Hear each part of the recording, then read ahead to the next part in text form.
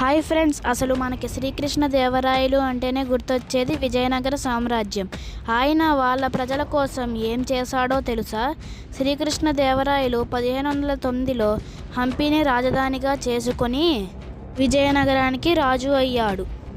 ఆయన ఆస్థానంలో అష్టదిగ్గజాలు అనే 8 మహాకవులు ఉండేవారు. ఎందరో రాజులతో యుద్ధాలు చేసి విజయ పతాకాన్ని ఎగరవేశాడు. ఆయన పాలించిన కాలంలో విజయనగరం పంటలతో విలసిల్లింది. హంపి కూడా చాలా రిచెస్ట్ సిటీగా పేరు పొందింది. అక్కడి మార్కెట్లలోనే రత్నాలు, ముత్యాలు, వజ్రాలు అమ్మేవారు. ఆయన ఎన్నో ఆలయాలను కూడా నిర్మించాడు.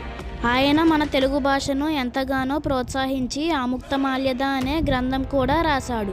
ఇలా చెప్పుకుంటూ పోతే ఎన్నో ఉంటాయి. అందుకే ఆ కాలాన్ని గోల్డెన్ ఏజ్గా పిలుస్తారు. ఇలాంటి హిస్టరీ గురించి మరిన్ని తెలుసుకోవాలంటే మన PDP ఫ్యాక్ట్స్ వరల్డ్ ఛానల్ని సబ్స్క్రైబ్ చేసుకోండి.